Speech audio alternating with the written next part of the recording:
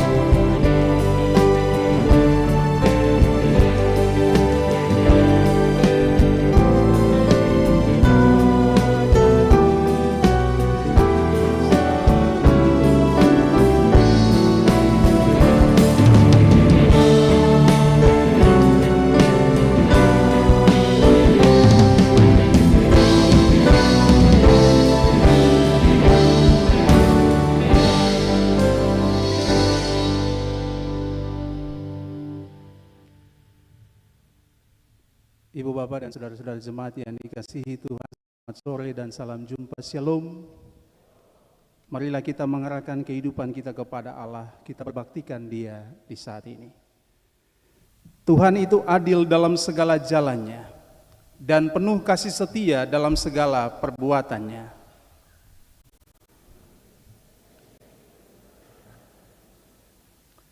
Damai sejahtera Allah melingkupi saudara-saudari yang mengasihi di dalam iman kepada Allah Tritunggal, Bapa, Anak, dan Roh Kudus.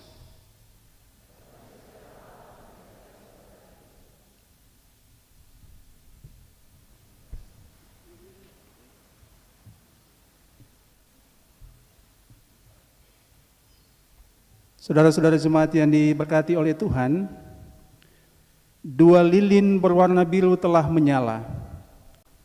Yang satu adalah pengharapan dan yang satu lagi adalah lilin kasih setia. Pijar-pijar cahayanya menembusi hati yang selalu berharap dalam pertobatan demi merasakan cinta kasih Yesus Kristus.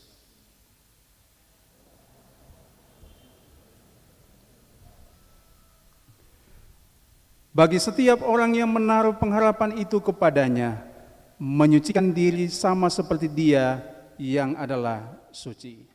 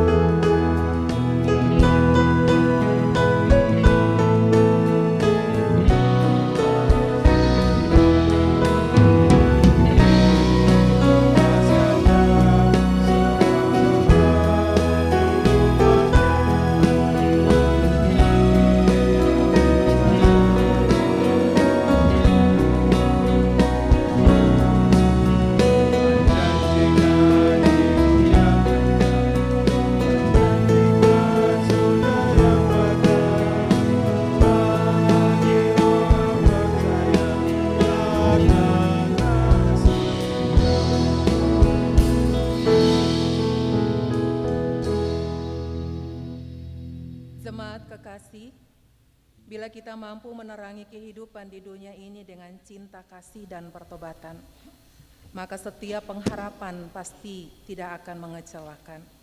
Karena kasih Allah telah dicurahkan di dalam hati kita oleh Roh Kudus yang telah dikaruniakan kepada kita. Namun keangkuhan selalu menghambat orang untuk mengalami pertobatan.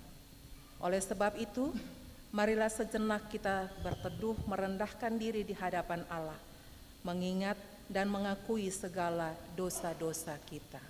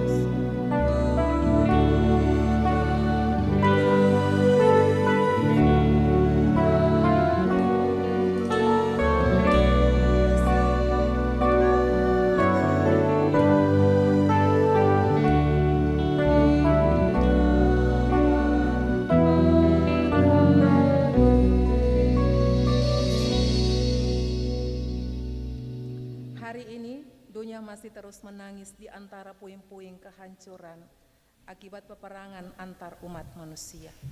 Rantai-rantai penderitaan semakin bertambah berat, manakala berbagai bencana datang silih berganti. Tetapi saudara-saudari, ingatlah bahwa kita hidup hanya karena anugerah Tuhan. Meski kenyataannya masih banyak pula yang mengabaikan anugerahnya.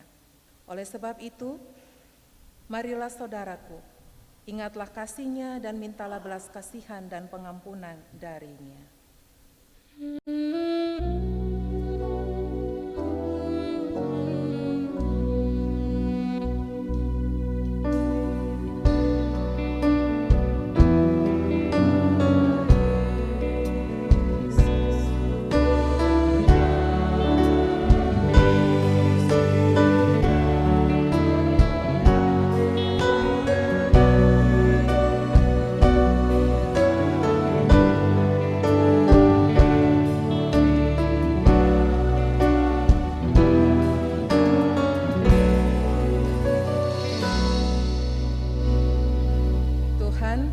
Dengarkanlah seruan kami, hapuskanlah pelanggaran kami, dan bersihkanlah dunia yang sakit ini dengan kasih-Mu yang besar.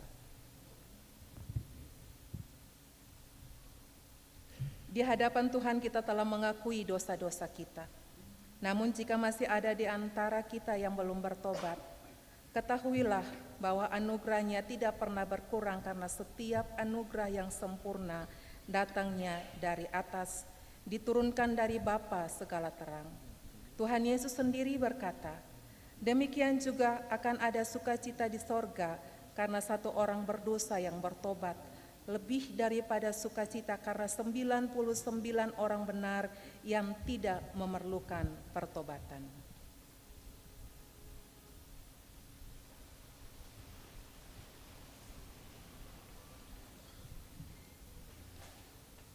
Saudara-saudara yang telah menerima anugerah pengampunan dosa dari Allah, marilah kita menyatakan komitmen untuk hidup baru dalam cinta kasih dan pertobatan. Saudara-saudari, setiap orang yang mengaku dosanya dengan sungguh-sungguh dan menerima anugerah pengampunan, maka ia akan menjalani hidup baru dalam pertobatan. Oleh sebab itu, hasilkanlah buah-buah yang sesuai dengan pertobatan, sebab di dalamnya nyata kebenaran Allah yang bertolak dari iman dan memimpin kepada iman, seperti ada tertulis, orang benar akan hidup oleh iman.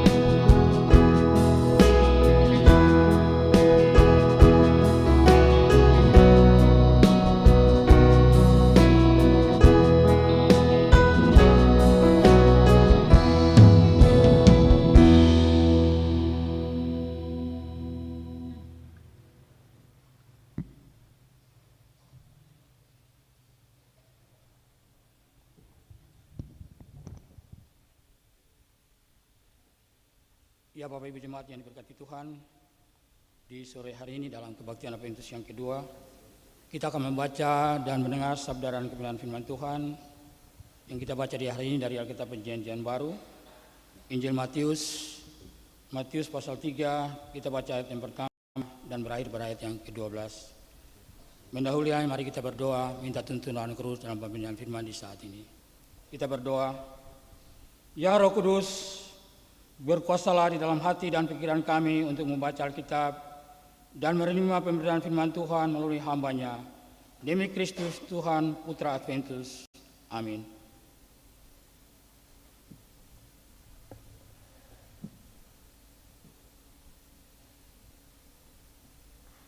Pembacaan kita di sore hari ini terdapat dari Injil Matius pasal 3 ayat 1 hingga ayatnya yang ke-12 yang berjudul Yohanes Pembaptis.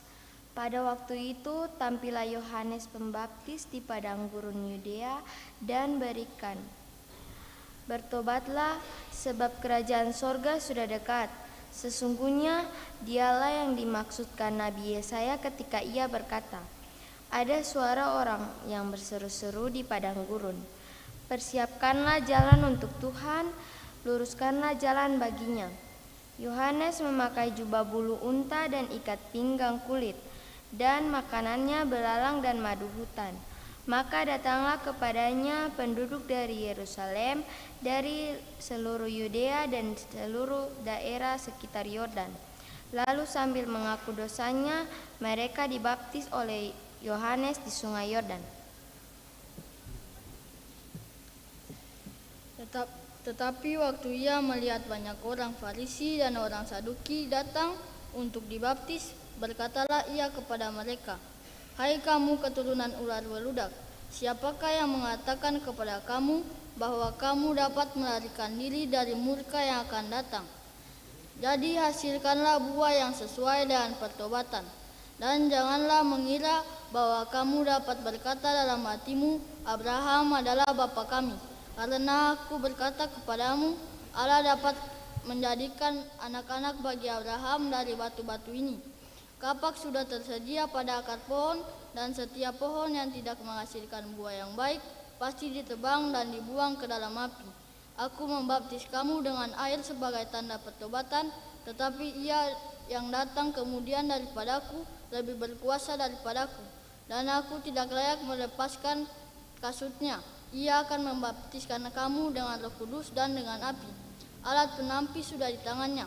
Ia akan membersihkan tempat pengirikannya dan mengumpulkan gandumnya ke dalam lumbung. Tetapi debu jerami itu akan dibakarnya dalam api yang tidak terpadamkan. Demikianlah firman Tuhan.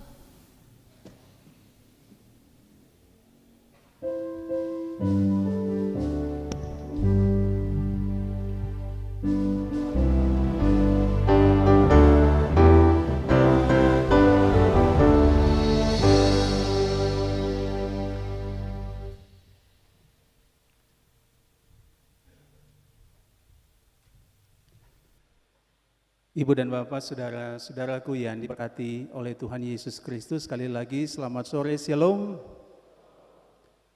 Sebagai gereja, hari ini kita patut bersyukur kepada Allah karena di dalam tuntunan dan penyertaannya, kita boleh menjalani Minggu Adventus yang pertama dan dipertibakan pada Minggu Adventus yang kedua di hari ini. Kita semua mengetahui bahwa Adventus bagi kekristenan adalah masa penantian akan kedatangan Sang Mesias. Kedatangan ini, Ibu dan Bapak, saudara-saudaraku, mesti dimaknai dalam 3 dimensi waktu. Yang pertama adalah kita menantikan kedatangan Sang Mesias sebagai sebuah anamnesis atau peringatan, di mana 2000-an tahun yang lampau lahirlah seorang bayi yang menjadi juru selamat bagi ibu bapak dan saya. Kita juga menantikan Tuhan dalam dimensi waktu kekinian. Kita merindukan kedatangan Tuhan itu di dalam seluruh perjalanan pergumulan kita hari ini, di dalam berbagai realitas, tantangan, persoalan yang kita jumpai. Tapi juga kita menantikan Tuhan dalam kedatangannya pada kali yang kedua, yang mana dia akan datang sebagai Raja dan Hakim. yang akan mengadili kehidupan semua kita. Ibu dan Bapak, saudara-saudaraku yang diberkati Tuhan, pemaknaan tentang minggu-minggu Adventus sejatinya akan mengantarkan kita pada sebuah pertanyaan perenungan.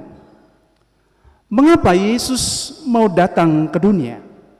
Dan mengapa Allah harus mengutus anaknya? Maka dengan jujur ibu dan bapak, saudara-saudaraku, kita akan tiba pada sebentuk pengakuan bahwa kedatangannya tidak lain karena cinta kasihnya bagi manusia, termasuk bagi ibu bapak dan saya. Karena Allah tidak menghendaki manusia binasa oleh karena dosa-dosanya. Kita membaca misalnya Bapak Ibu, saudara-saudara, dari Roma 6 ayat 23. Sebab upah dosa ialah maut, tetapi karunia Allah ialah hidup yang kekal dalam Kristus Yesus Tuhan kita. Dan karena itu sesungguhnya Adventus mesti memberikan kepada saudara dan saya kesadaran untuk meresponi cinta kasih Allah yang agung dan besar itu dengan ucapan syukur. Ucapan syukur yang saya maksudkan tentu bukan saja sekedar apa yang keluar dari bibir mulut kita, melainkan tindakan pertobatan.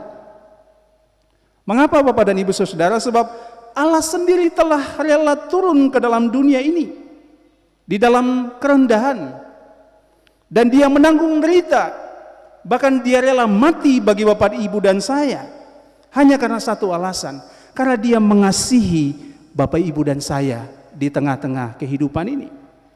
Karena itu Bapak dan Ibu, saudara-saudaraku, pertobatan menjadi bentuk nyata dari ungkapan syukur kita di masa penantian ini. Sebagaimana aksentuasi daripada tema kita kali ini, nantikanlah Tuhan yang penuh cinta dengan pertobatan. Dan tema mingguan ini akan kita refleksikan Ibu Bapak, saudara-saudara sekalian, dengan mengacu dari teks Alkitab Matius 3 ayat yang pertama sampai ayat yang ke-12 dengan judul Yohanes Pembaptis. Saya kira dan saya meyakini sungguh bahwa setiap kita mengetahui dengan pasti siapa Yohanes Pembaptis itu. Ia adalah seseorang yang diutus Allah untuk mempersiapkan kedatangan Sang Mesias. Dalam teks ini Bapak Ibu, persiapan untuk menyambut kedatangan Kristus dilakukan oleh Yohanes Pembaptis dengan mengungkapkan seruan pertobatan. Apa makna pertobatan yang dimaksud dalam teks ini? Saya kira Bapak Ibu kita bisa menemukan dari makna kata aslinya metanoeo, ya, yang artinya penyesalan yang dalam, sehingga kita mengubah pikiran kita, berbalik kepada Allah dan meninggalkan dosa. Itulah yang dimaksud dengan pertobatan di dalam teks ini. Dan Yohanes Pembaptis juga menyampaikan mengapa harus bertobat. Karena kerajaan sorga sudah dekat. Bapak Ibu, dalam konteks komunitas hidup orang Yahudi, mereka tidak bilang Allah, sebab Allah itu nama yang maha kudus dan tidak bisa disebutkan sembarangan. Jadi kata kerajaan sorga itu sesungguhnya menunjukkan tentang kerajaan Allah, ya. Dan karena itu Bapak Ibu saudara, ketika Yohanes Pembaptis mengungkapkan bahwa mesti ada pertobatan sebab kerajaan sorga sudah dekat, maka bagi yang taat akan tinggal dalam kerajaan itu, dan yang tidak taat akan dijauhkannya. Ini berkaitan erat dengan makna kedatangan Tuhan pada kali yang kedua. Nah Bapak Ibu saudara-saudara, ketika kita berbicara tentang pertobatan, maka apa sesungguhnya bentuk pertobatan yang dimaksudkan di dalam teks kita di hari ini? Pada bagian yang pertama Ibu dan Bapak saudara-saudaraku, kita akan menemukan tentang sosok Yohanes Pembaptis sebagai utusan Allah dengan penampilannya, gaya hidupnya. Dia tampil dengan jubah bulu unta, ikat pinggang kulit. Dia makan makanan sederhana yakni belalang dan madu hutan. Jadi dari penampilannya Ibu dan Bapak saudara-saudara, ia adalah orang yang sederhana dalam menjalankan tugasnya sebagai seorang utusan Allah Dan jejak keteladanan ini mesti menjadi cerminan bagi sekalian kita di tengah dunia ini yang semakin berorientasi kepada materi. Saya pertama-tama ingin merefleksikan ini dalam konteks kehidupan kita sebagai para pelayan. Apa sesungguhnya tujuan pelayanan kita? Apakah kita akan berfokus kepada tujuan Allah ataukah kita akan terjebak dalam kepuasan karena materi? Jika kita berorientasi kepada materi, ibu dan bapak, saudara-saudaraku, maka kita akan kehilangan arah dan identitas sebagai pelayan Tuhan yang sejati. Saya tentu dalam ungkapan ini tidak hendak mengatakan bahwa kita tidak boleh bersentuhan dengan materi atau kita harus hidup beraskese menjauhi dunia ini, tidak. Tetapi teks ini hendak mengingatkan kepada kita sekalian sebagai para pelayan supaya kita belajar daripada Yohanes Pembaptis yang tidak berorientasi pada materi dalam pelayanannya. Dia memfokuskan seluruh pelayanannya bagi kesiapan untuk menyambut Sang Mesias itu. Bapak dan Ibu, saudara-saudara, menjadi seorang yang diutus Tuhan untuk mempersiapkan jalan bagi Tuhan adalah kesempatan yang berharga. Tetapi kita belajar hal yang menarik di sini, bahwa Yohanes Pembaptis berfokus bukan pada materi ataupun keuntungan lainnya. Karena itu sebagai para pelayan-pelayan Tuhan, kita harus mengarahkan seluruh pelayanan kita supaya kerajaan Allah yang dinyatakan. Saya harus menyatakan hal ini sebab godaan untuk menjadikan materi sebagai ilah-ilah baru itu juga bisa terjadi dalam kehidupan kita sebagai para pelayan Tuhan yang tidak lagi memfokuskan diri kepada apa yang mesti dinyatakan Allah dalam konteks kehidupan kita. Para pelayan bisa saja cenderung menjadi hamba-hamba materi. Kita hanya sibuk dengan soal materi dan kita lupa bahwa jauh di atas semuanya itu, kepentingan kita dalam tugas pengutusan itu adalah karya Allah mesti dinyatakan di dalam kehidupan ini. Bapak, Ibu, dan saudara, saya kira hal ini tidak saja berlaku bagi para pelayan, ya, tapi juga semua kita sebagai orang percaya yang diutus Tuhan untuk menghadirkan kerajaan Allah itu. Kita menghadirkan kerajaan Allah di dalam setiap panggilan kehidupan kita, dalam pekerjaan yang sementara kita lakoni, ya. Sehingga kalau kita bekerja, kita tidak hanya terfokus seperti yang menjadi apa yang difokuskan oleh dunia ini, mengejar materi semata. Hidup kekristenan kita mesti melampaui itu. Sebab yang mesti kita lakukan adalah bagaimana kita menghadirkan kerajaan Allah itu dalam seluruh panggilan kita. Karena itu menjadi tanda pertobatan yang mesti kita wujudkan. Kalau kita selama ini masih diperhamba oleh materi, kita mesti mengejar keuntungan-keuntungan yang tidak menjadi tujuan Allah di dalam seluruh keterpanggilan kita sebagai orang percaya, maka teks hari ini menjadi koreksi bagi kita sekalian, supaya kita ada dalam pertobatan. Hidup orang percaya tidak saja soal materi. Kita harus hidup memuliakan Tuhan dan menyatakan di dalam seluruh eksistensi kita, Tuhan hadir dan menyatakan karya kasih-Nya bagi dunia ini. Ibu, bapak, dan saudara-saudara yang diberkati Tuhan, yang kedua, kita mengetahui persis bahwa baptisan Yohanes adalah baptisan pertobatan. Dan baptisan pertobatan ini diawali dengan pengakuan yang lahir dari hati yang paling dalam terhadap segala kesalahan yang dilakukan di hadapan Tuhan. Orang-orang Yahudi, Bapak Ibu, ketika mereka melakukan kesalahan, ada satu bentuk rumusan. Saya baca kepada ibu bapak sekalian. Ketika mereka melakukan pengakuan dosa, saya mengaku dalam semua kejahatan yang telah saya lakukan di hadapan Tuhan, saya telah berjalan di jalan yang salah, tapi apa yang saya buat tidak akan saya lakukan lagi. Itu yang terjadi dalam konteks kehidupan orang-orang Yahudi. Apa yang dilakukan ini sesungguhnya menjadi tanda penyesalan sekaligus dia menjadi bentuk rasa hormat kepada Tuhan. Kita pernah salah, tetapi kita pun berkomitmen untuk meninggalkan kesalahan itu. Saya kira ibu bapak dan saudara, bapak ibu dan saya, kita adalah orang-orang yang penuh dengan kekurangan dan keterbatasan di hadapan Tuhan. Yang terpenting adalah bagaimana kita mau mengakui seluruh kesalahan kita dengan jujur di hadapan Tuhan dan berkomitmen untuk meninggalkan cara hidup yang tidak berkenan di hadapan Allah itu. Itu dilakukan sebagai rasa hormat kita kepadanya. Semua orang yang ada di dunia ini, Bapak, Ibu, dan saya, kita juga pasti punya masa lalu. Setiap orang punya kelemahan, tetapi percayalah, Tuhan memberi kepada kita kesempatan kedua untuk kembali kepadanya. Jika kita pernah jatuh, jika kita pernah melakukan kesalahan, akuilah itu dengan jujur di hadapan Tuhan, dan marilah kita mengarahkan seluruh kehidupan kita kepada Allah. Jika kita pernah melukai istri, suami, orang tua, anak sesama kita, akuilah dengan jujur di hadapan Allah, dan berkomitmenlah untuk meninggalkan semuanya itu. Jika kita pernah melakukan kekeliruan, kembalilah kepada Tuhan, sebab Dia menerima Bapak, Ibu, dan saya yang mengaku dengan jujur dengan tangan terbuka. Kita menyesali dan membangun kehidupan dengan Tuhan sebagai pusat kehidupan kita. Mungkin juga sampai dengan hari ini, Ibu dan Bapak, saudara-saudaraku, kita masih diliputi dengan kekecewaan, dan karena itu kita terus menyimpan kebencian bagi sesama.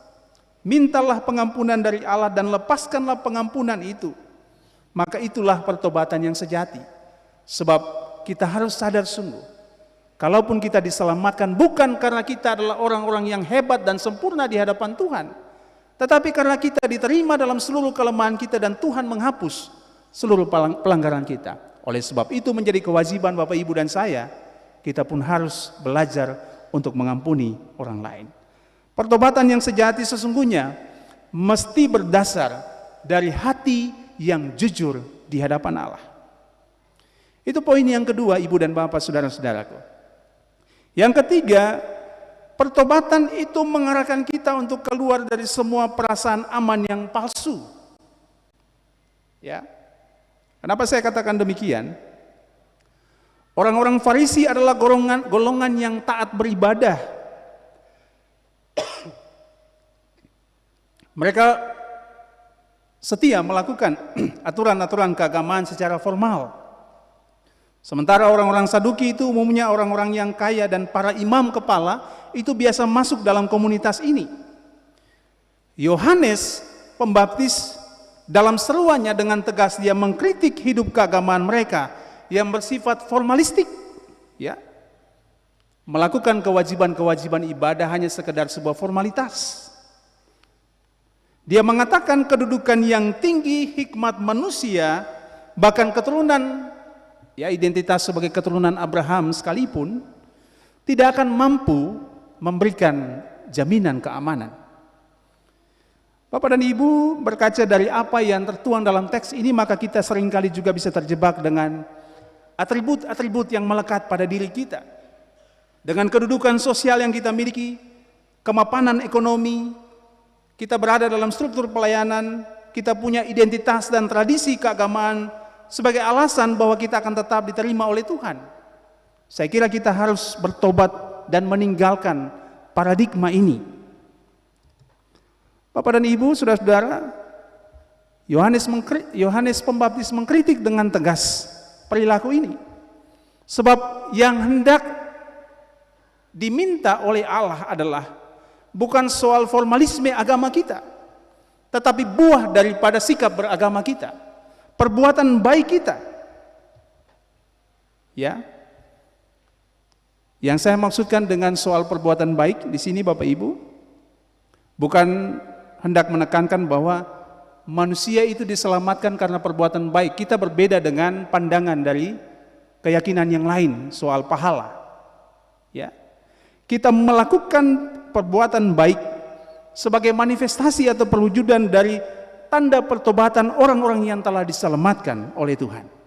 Dan kita ingat, Ibu Bapak, saya ingat betul dengan apa yang diungkapkan oleh Yesus di dalam Matius 7 ayat 21. Kalau kita berkaca tadi bagaimana ada kebanggaan terhadap identitas sebagai keturunan Abraham. Yesus berkata, bukan setiap orang yang berseru kepadaku Tuhan, Tuhan akan masuk ke dalam kerajaan sorga, melainkan dia yang melakukan kehendak Bapakku yang di sorga. Karena itu, Ibu Bapak, saudara-saudara, saya ingin mengingatkan kita semua bahwa kita perlu menegaskan apa yang kita lakukan di dalam ruang-ruang ritual kita, di dalam tindakan dan perbuatan yang baik.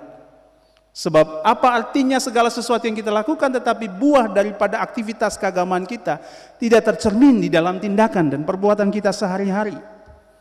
Ketika kita menjadi orang-orang yang taat beribadah, maka kita akan kembali dalam ruang-ruang pekerjaan kita menjadi pribadi-pribadi yang jujur, pribadi-pribadi yang tidak menyusahkan sesama oleh karena kepentingan-kepentingan kita. Kalau masih ada pola demikian, maka saat ini kebenaran firman hendak dinyatakan kepada kita, bertobatlah dan tanggalkan semuanya itu. Sebab kalau kita hanya menjadi orang-orang yang rajin beribadah di dalam ruang-ruang keagamaan kita, tapi semuanya itu tidak dinampakkan sebagai bentuk pertobatan yang sejati, maka ibadah-ibadah kita menjadi ibadah-ibadah yang tidak bermakna. Kita juga ingat, Bapak Ibu, ketika Nabi Amos mengkritik peribadahan Israel, ya, dikatakan di situ, Tuhan bahkan muak dengan berbagai praktek keagamaan, sebab mereka tidak melakukan keadilan, mereka tidak melakukan apa yang menjadi panggilan mereka sebagai orang-orang yang diutus oleh Tuhan di tengah-tengah dunia ini, kepada mereka yang miskin, mereka yang lapar, mereka yang berada di dalam berbagai kelemahan. Itu poin yang ketiga yang hendak disampaikan kepada Bapak, Ibu, dan saya. Yang keempat, Ibu, Bapak, dan saudaraku, dari teks ini kita belajar tentang makna pertobatan dalam kesadaran diri sebagai hamba. Kita menemukan itu pada ayat yang ke-11. Ketika Yohanes menyatakan, aku tidak layak melepaskan kasutnya. Bapak, Ibu, saudara-saudara, betapa Yohanes menunjukkan kualitas kehambaan yang begitu luar biasa.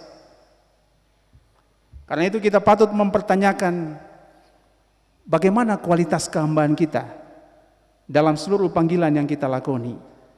Apakah kualitas kehambaan itu benar-benar ada dalam diri kita, ataukah justru kita sementara diperhamba oleh mentalitas Tuhan di dalam seluruh panggilan kita? Apakah kita juga memiliki mentalitas kerendahan hati yang mengakui kekerdilan kita di hadapan Allah? Ataukah justru kita sementara menepuk dada dan mengatakan kita adalah orang-orang yang hebat? Dan dengan kehebatan yang kita miliki, Bapak, Ibu, kita menjadi orang-orang yang lupa diri. Sehingga dengan kekuasaan, dengan apa yang kita miliki, kepandaian kita, lalu kemudian kita melakukan tindakan kesewenang-wenangan kepada orang lain. Ibu, Bapak, dan saudara-saudara, dalam seluruh panggilan kita, di tempat-tempat kita bekerja, di tempat-tempat kita melayani, dalam seluruh perjuangan kita, Bapak dan Ibu, saudara-saudara, dan saya harus memiliki warna yang berbeda.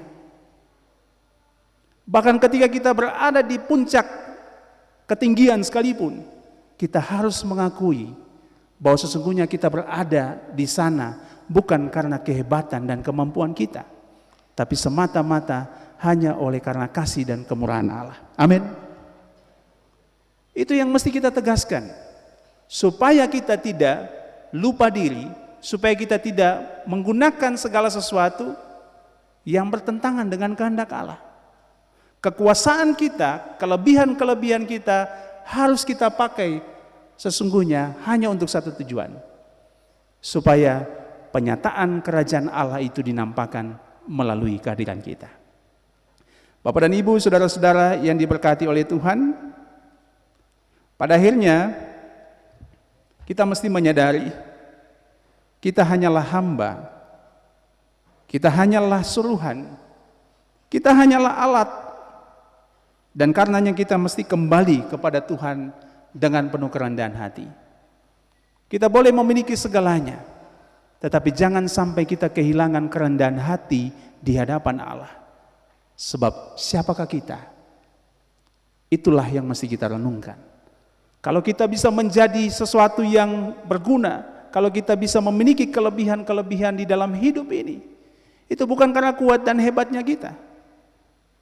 Kadang-kadang kita tidak menyadari, justru di dalam keterbatasan kita Tuhan mengangkat kita di tempat yang sebenarnya kita tidak layak berada di situ.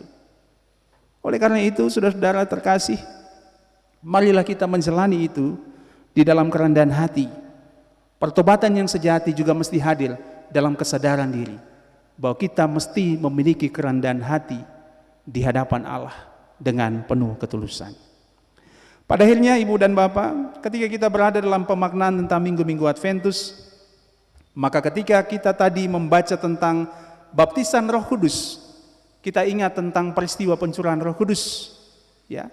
Tetapi juga di dalamnya kita membaca tentang baptisan api yang menjadi sebuah peringatan tentang kedatangan Tuhan pada kali yang kedua. Dalam teks ini kita membaca tentang alat penampi dan pengirikan yang akan memisahkan gandum dan sekam. Karena itu di momen persiapan penantian yang kita lakukan ini, baiklah masing-masing kita berupaya untuk membenahi diri kita, membenahi kehidupan keluarga-keluarga kita. Kita tidak terjebak dalam tradisi dan selebrasi yang sebenarnya tidak menunjukkan bahwa kita sementara menjadi orang-orang yang menantikan Tuhan. Kita harus menyiapkan diri, sebab kita tidak pernah tahu kapan kedatangan Tuhan pada kali yang kedua itu terjadi. Saudara dan saya, menjadi kesempatan bagi kita melalui teks di hari ini, mengingatkan kita supaya kita hidup di dalam pertobatan sebagai tanda kesiapan kita untuk menantikan Tuhan yang akan datang pada kali yang kedua. Selamat menjalani dan memaknai Adventus yang kedua. Tuhan meneguhkan kita semua dalam menjalani minggu Adventus ini, dan biarlah di dalam kerendahan hati Bapak Ibu saudara-saudari dan saya, kita akan terus mengalami sebuah metamorfosa, menjadikan hidup ini semakin lebih baik dari waktu ke waktu. Tuhan menolong dan memberkati kita sekalian. Amin.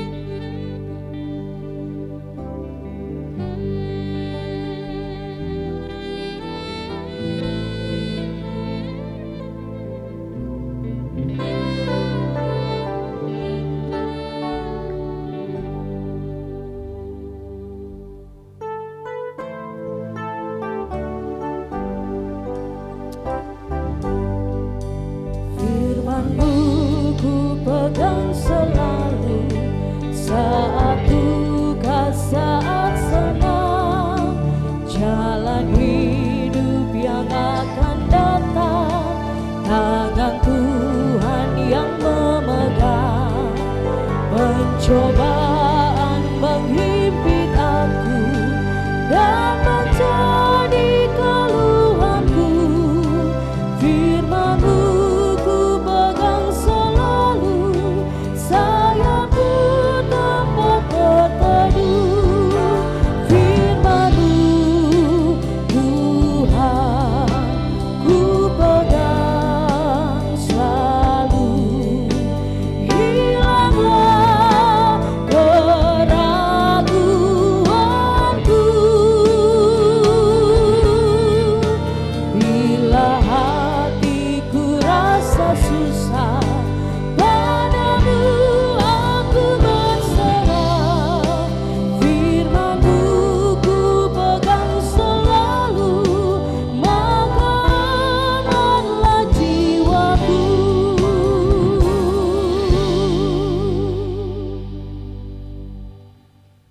Saya menjemput Ibu dan Bapak saudara berdiri, dan kita akan bersama-sama mengaku iman kita dengan mengikrarkan pengakuan iman rasuli. Kita berkata, aku percaya kepada Allah, Bapa yang Maha Kuasa, Khalik langit dan bumi, dan kepada Yesus Kristus, anaknya yang tunggal Tuhan kita, yang dikandung daripada Roh Kudus, lahir dari darah Maria, yang menderita di bawah pemerintahan, disalibkan, mati dan dikuburkan ke dalam kerajaan maut.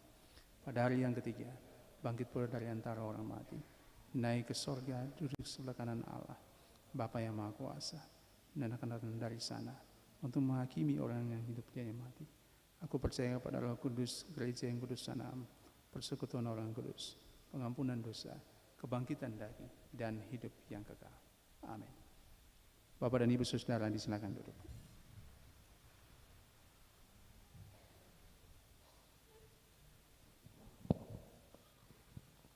Ya, selamat malam Bapak Ibu Jemaat sekalian, Shalom.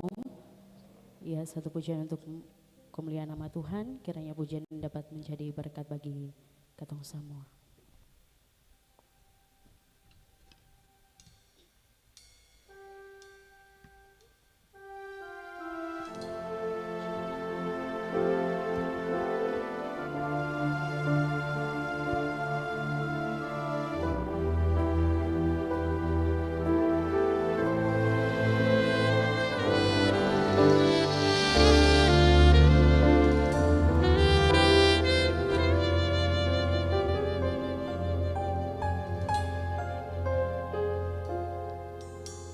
Sungguh besar setiamu, kau nyatakan bagiku.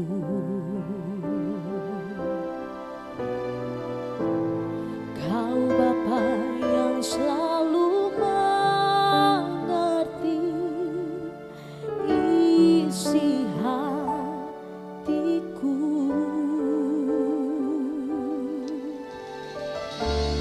Kemuliaan-Mu kau janjikan,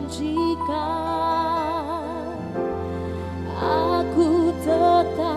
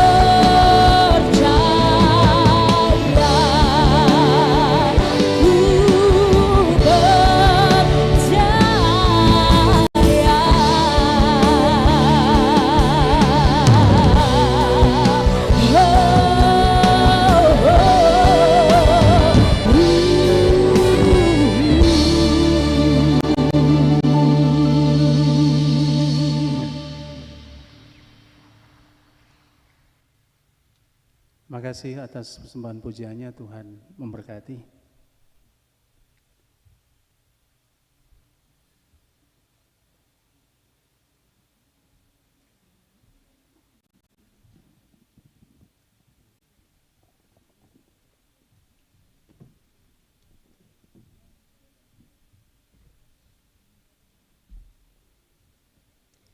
Jemaat yang Tuhan Yesus Kristus kasihi, Yesus Kristus yang kita nantikan adalah anak domba Allah yang menghapus dosa dunia dengan pengorbanan yang menyelamatkan kita.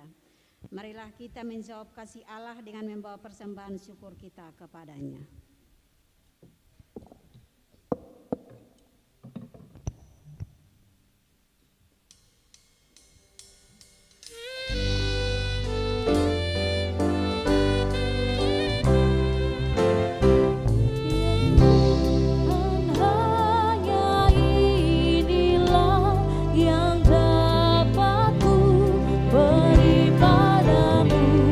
Ungkapan syukur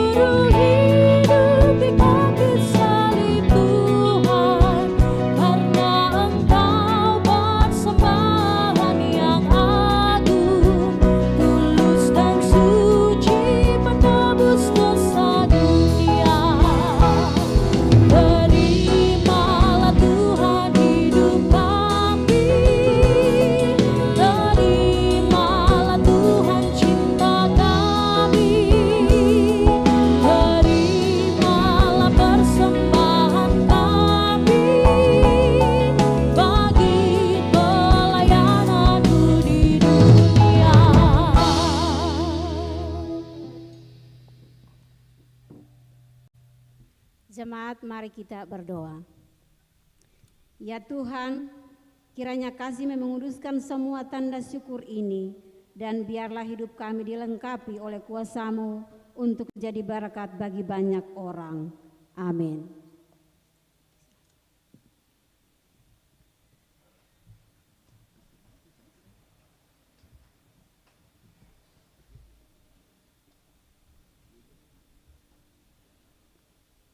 Ibu dan Bapak, saudara-saudara jemaat sekalian, kita akan bersama menyatu dalam doa syafaat, dan doa syafaat ini akan diakhiri dengan doa Bapa kami yang kita ucapkan secara bersama-sama.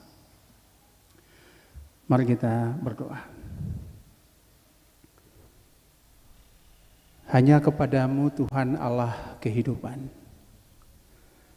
kami datang dan menyatakan syukur kami. Betapa kami merasakan bahwa kasih setia-Mu tidak berkesudahan atas kehidupan setiap kami. Bahkan kami mengakui sungguh Engkau Allah yang tetap setia, meski kami kedapatan tidak setia di dalam perjalanan kehidupan ini. Engkau Allah yang menyertai dan memberkati akan hari-hari hidup kami. Kau membimbing kami dalam tuntunan Roh Kudus-Mu dalam menjalani seluruh panggilan kehidupan di mana kami dipercayakan. Engkaulah Allah yang telah memberikan kepada kami kesanggupan untuk menjalani Minggu Adventus yang pertama, dan kami telah tiba di hari ini, di Minggu Adventus yang kedua, di dalam pemeliharaan-Mu bagi kehidupan setiap kami sebagai pribadi, sebagai keluarga, dan selaku persekutuan umat Tuhan.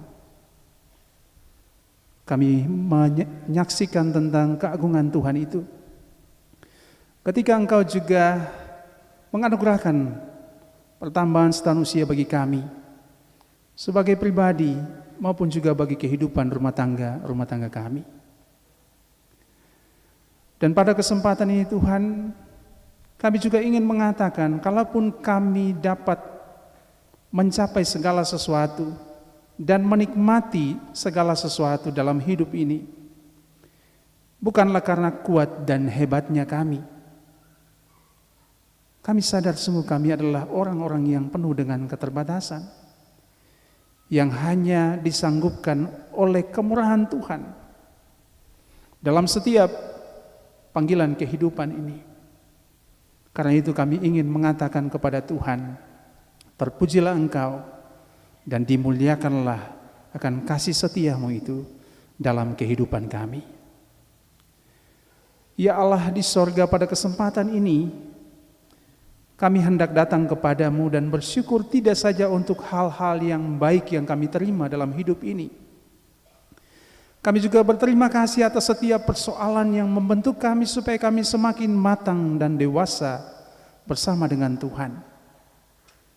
Kami meyakini satu hal, bahwa dalam segala keadaan Tuhan hadir dan menyatakan bahwa Engkau tidak pernah meninggalkan kami sebagai buatan tangan kasih-Mu.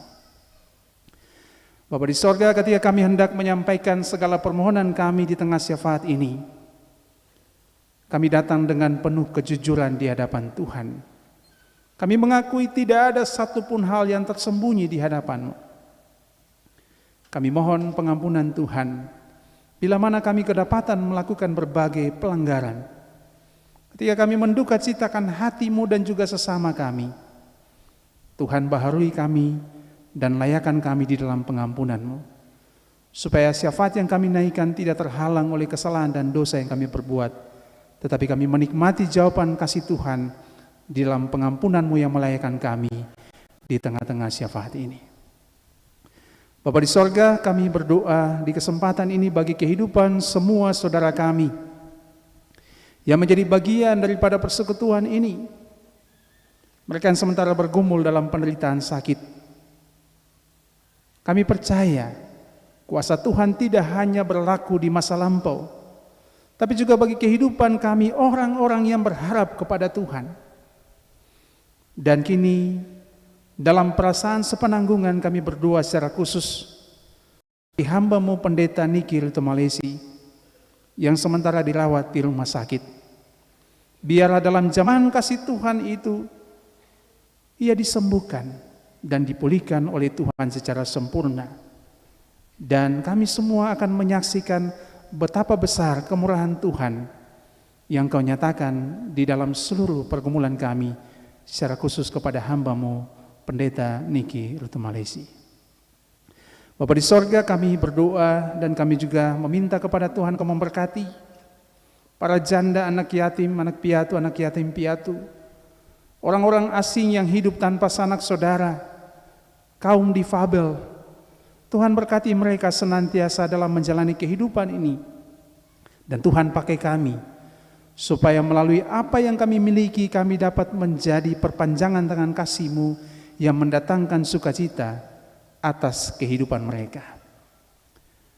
Bapa di sorga, kini kami berdoa, kami menyerahkan akan seluruh pergumulan kami dengan tugas-tugas pekerjaan maupun pelayanan kami di USPU yang baru yang telah menanti. Kami berdoa bagi semua kami dalam peran dan tanggung jawab kami sebagai ASN, sebagai karyawan swasta, kami yang bekerja di dunia wirausaha, kami yang terpanggil untuk melayani masyarakat di bidang pendidikan sebagai guru dan dosen, kami yang terpanggil di bidang kesehatan sebagai dokter, bidan, dan perawat, kami yang Tuhan panggil dan Tuhan utus di bidang pemerintahan, kami yang bertugas sebagai anggota TNI dan Polri, kami yang berjuang dalam pergumulan kehidupan kami sebagai para pengojek, para petani, penarik becak, supir angkot, supir online, kami yang bertugas di dunia peradilan, kami yang berjuang di pasar untuk mencukupkan kebutuhan-kebutuhan hidup kami. Kami percaya Tuhan adalah sumber berkat dan Tuhan akan memberikan kepada kami kecukupan dalam setiap pekerjaan yang kami lakukan. Dan di atas semuanya itu, kami percaya dalam setiap tugas dan pekerjaan yang kami lakukan, di situ Tuhan mengutus kami untuk menjadi saluran berkat dan memberi kontribusi dalam pembangunan hidup bersama.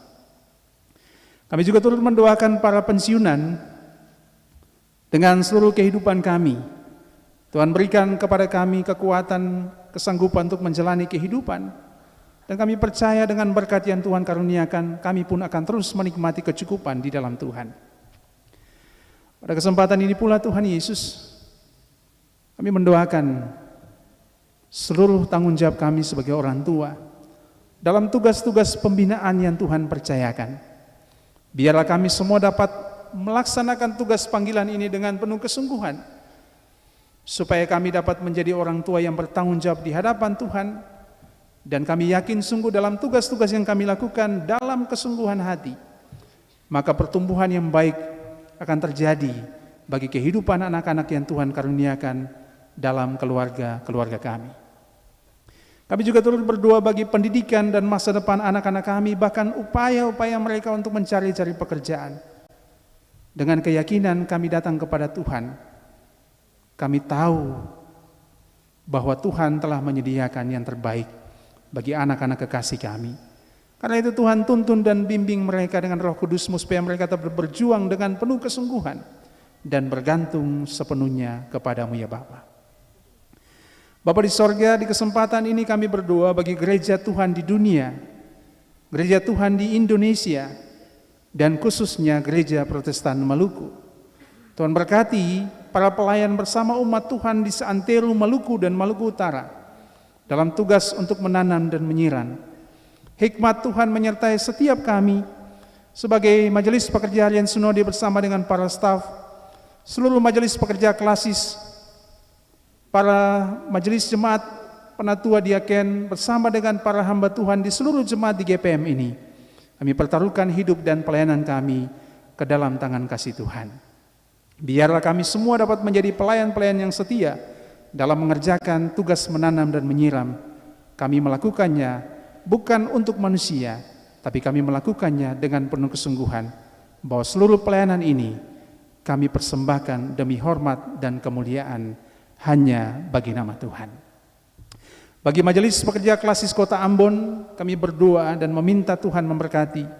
Secara khusus kami doakan Ketua Klasis Kota Ambon yang baru dalam tugas-tugas dan tanggung jawabnya bersama dengan seluruh Majelis Pekerja Klasis Kota Ambon. Diberkatilah seluruh pelayanan mereka. Biarlah mereka dapat terus mengerjakan tugas dan pekerjaan yang dipercayakan oleh Tuhan ini dengan penuh kesungguhan dan kesetiaan. Bapa di sorga, kami juga turut mendoakan pemerintah kami, Bapak Presiden dan Wakil Presiden bersama dengan jajaran Menteri, Gubernur, Wakil Gubernur dan seluruh OPD, Wali Kota Ambon dan seluruh OPD Kota Ambon, para wakil rakyat anggota DPR RI, DPRD Provinsi dan Kota, para senator dalam tugas bersama untuk memperjuangkan kesejahteraan.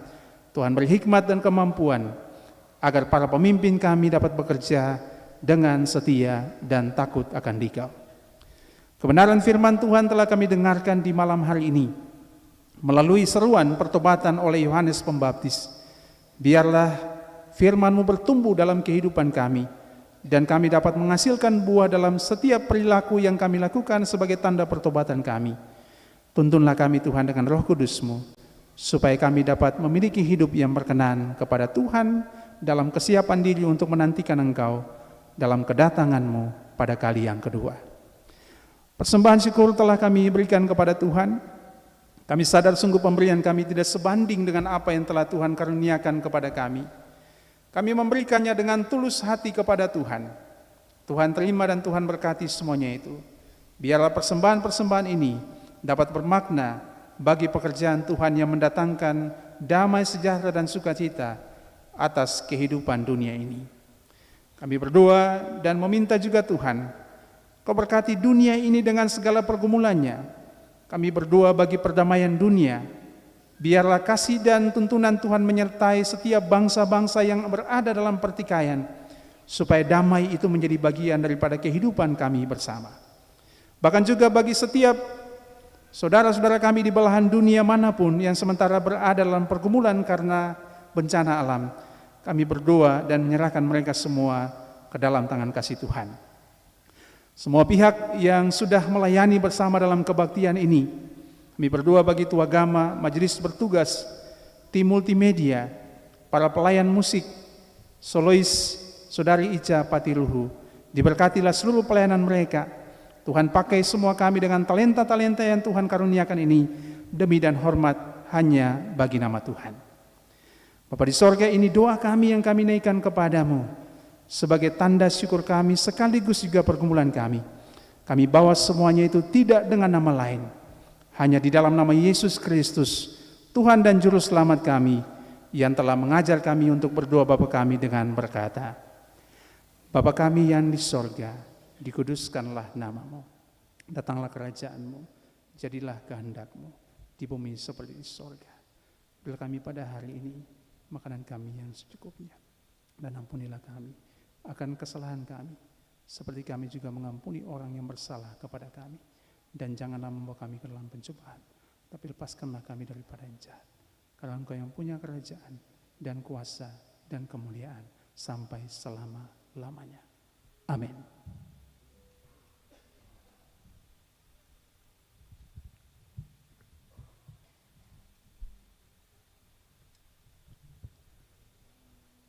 Saya jemput Ibu dan Bapak, saudara-saudara berdiri sebagai tanda kesiapan kita untuk menerima pengutusan dan berkat dari Allah. Saudara-saudara jemaat yang diberkati oleh Tuhan, kebaktian ini akan usai. Namun hidup akan terus berlanjut dengan segala misterinya. Ingatlah pesan Yesus agar terangmu bercahaya dengan cinta kasih dan kepedulian kepada mereka yang terluka. PKJ nomor 179, bait pertama dan kedua.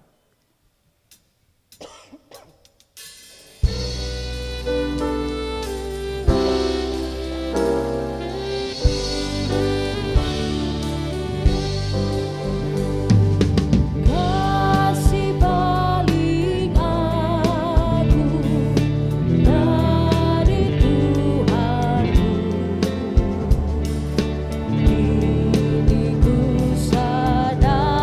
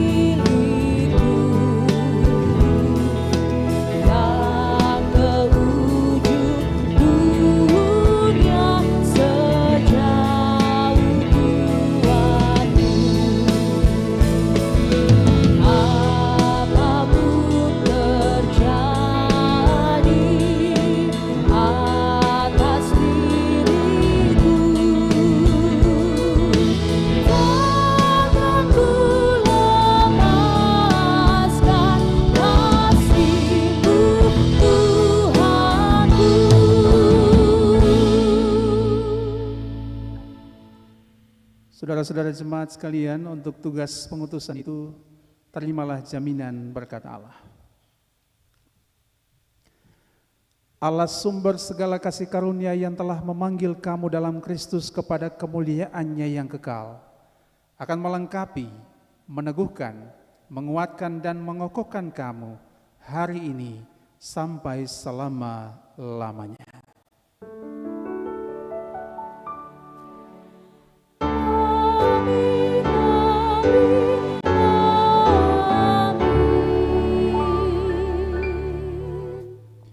Bapak, Ibu, dan Saudara disilakan duduk untuk kita bersaat teduh sejenak.